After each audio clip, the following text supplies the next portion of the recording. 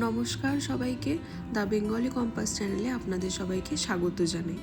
আজকে সকাল থেকেই প্রচণ্ড স্নোফল হচ্ছে, খুব সুন্দর দেখতে লাগছে, কিন্তু এখানকার মানুষের খুবই কষ্টকর। যেদিন স্নোস্টর্ম হয় সেদিন কেউ বেরোতে পারে না, অনেক গাড়ি আটকে যায়, মানুষজন রাস্তার মধ্যে আটকে থাকে বেশ কিছুক্ষণ।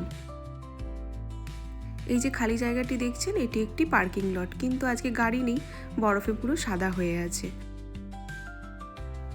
ব্যালকানির মধ্যেও এই স্নোফলের বরফগুলো একটু একটু করে আসছে। ব্যালকানি এমনিতেই ভর্তি হয়ে আছে, খুব সুন্দর দেখতে লাগছে চারিদিকটা। চলুন এবার রান্নাঘরের দিকে যাই আমি। আজকে লাঞ্চে বানাবো বাঙালির একটি প্রিয় খাবার, শুক্তো। ভাত আর শুক্তো হবে, তো তার জন্য অনেকগুলো সবজি আমি কেটে নিলাম। শুক্তো বানানোর জন্য অনেক রকমের সবজি লাগে, তার জন্য আমি কাটাকুটি করে নিচ্ছিলাম, কারণ সবজি কাটতে একটু সময় লাগবে আজকে। তো ফার্স্টেই আমি করলা কেটে নিচ্ছিলাম, তারপরে গাজর, বিনস, মিষ্টি আলু, সজনে ডাঁটা, তারপর বেগুন, কাঁচকলা, সমস্ত রকমের সবজি আমি কাটাকাটি করে নিচ্ছিলাম।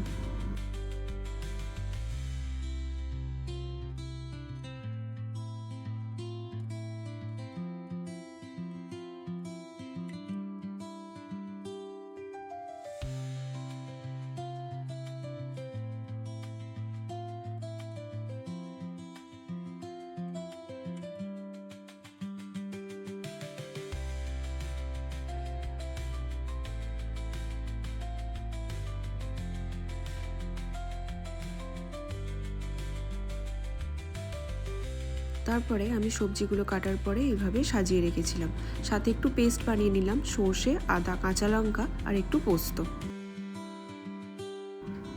শুক্তো বানানোর জন্য আমি একটি মশলা বানিয়ে নেব, জিরে, ধনে, মৌরি আর জোয়ান দিয়ে আমি ভালো করে কড়াইতে এটা ভেজে নিয়ে তারপরে গুঁড়িয়ে রেখে দেব।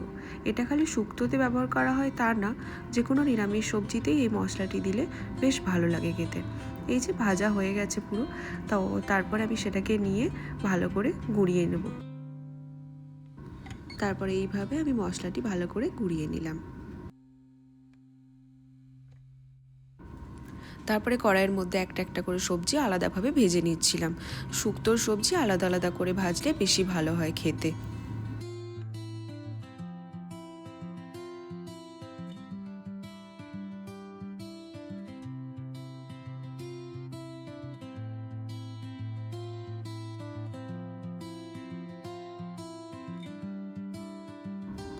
সব সবজি আমার আলাদা আলাদা করে ভাজা হয়ে গেছে। তারপর কড়াইয়ের মধ্যে একটু সর্ষের তেল দিলাম, একটু পাঁচ ফোড়ন, একটু শুকনো লঙ্কা ফোড়নে দিয়েছিলাম। তারপর ভাজা সবজিগুলো এক এক করে সব দিয়ে দেব। শুধুমাত্র বেগুনটা দেব না, কারণ বেগুনটা বেশি ভাজা হয়ে গেলে পুরো গলে যায়, খেতে আর ভালো হয় না, সেই জন্য বেগুনটা সবার শেষে দেব। বাকি সব সবজিগুলো দিয়ে দিলাম। এবার কড়াইয়ের মধ্যে একটু করে ভালো করে নাড়াচাড়া করে তার মধ্যে সমস্ত রকমের গুঁড়ো মশলা দেব, যেমন লঙ্কা গুঁড়ো, হলুদ গুঁড়ো, তার সাথে একটু জিরে গুঁড়ো আর একটু ধনে গুঁড়ো।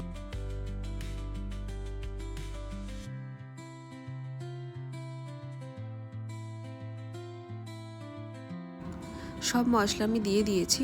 এবার আমি ভালো করে একটু নাড়িয়ে নিচ্ছিলাম। তারপরে আমি এখানে দিয়ে দেব আমি যে পেস্টটি বানিয়েছিলাম সর্ষে, আদা আর কাঁচা লঙ্কা দিয়ে, সেই পেস্টটি ভালো করে দিয়ে দিলাম। দেওয়ার পরে ভালো করে কড়াইয়ের মধ্যে নাড়াচাড়া করে তারপরে একটুখানি ভাজা ভাজা হয়ে গেলে তারপরে আমি জল দিয়ে দেবো।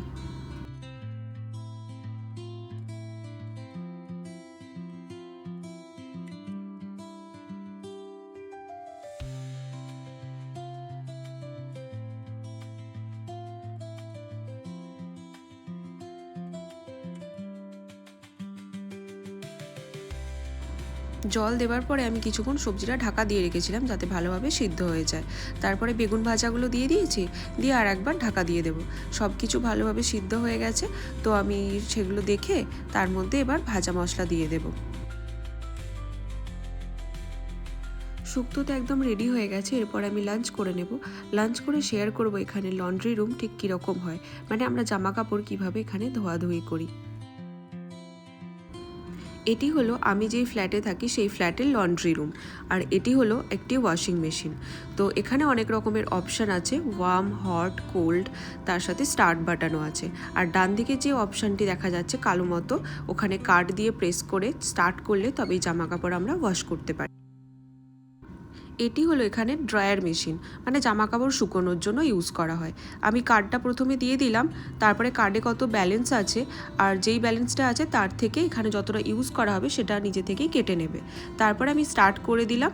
স্টার্ট করার পরে এখানে নিজের থেকেই কতটা টাইম লাগবে সেটা আমাকে দেখিয়ে দিল, মানে 60 মিনিট, মানে 1 ঘন্টার মতো লাগবে।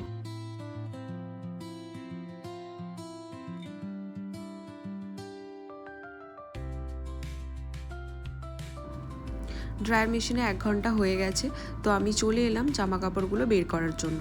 তো জামা কাপড়গুলো আমি বের করে নেব, তারপরে আমি একটা একটা করে জামা কাপড় এখানেই ফোল্ড করে নেব। এখানে জামা কাপড় ফোল্ড করে নেব কারণ এখানটা অনেকটা স্পেস আছে, একটা বড় টেবিল আছে, তো লন্ড্রি টেবিল, তো লন্ড্রি টেবিলের মধ্যে আমি একটা একটা করে রেখে ভালো করে ফোল্ড করে নেব। এখানে ড্রায়ার মেশিন থাকার কারণ হচ্ছে এখানে তো বেশিরভাগ সময়ই শীতকাল থাকে আর ওরকমভাবে রোদ হয় না যেখানে আমি জামা কাপড় শুকাতে পারবো, জামা কাপড় রোদের মধ্যে দিতে পারবো।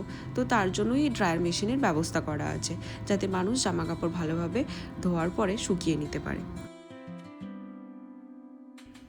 তারপরে জামা কাপড়গুলি ফোল্ড করার পরে এই লন্ড্রি ব্যাগের মধ্যে আমি সব কিছু ভালো করে নিয়ে নিলাম, দিয়ে এবার আমি উপরে রুমে চলে যাব।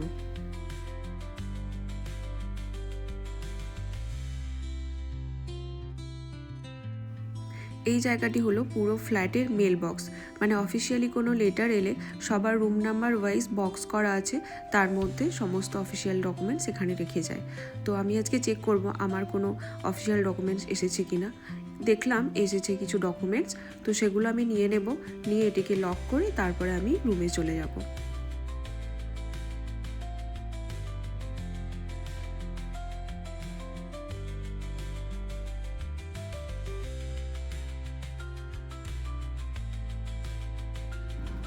তারপরে আমি লিফটে করে আমার ফ্লোরে চলে এলাম।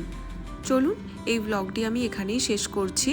আপনাদের যদি এই ভিডিওটি ভালো লেগে থাকে তাহলে অবশ্যই লাইক করবেন এবং চ্যানেলটি সাবস্ক্রাইব করবেন, আর বেল আইকনটা অন করে রাখবেন যাতে আমি যখনই ভিডিও আপলোড করব আপনারা তখনই ভিডিওটি দেখতে পান।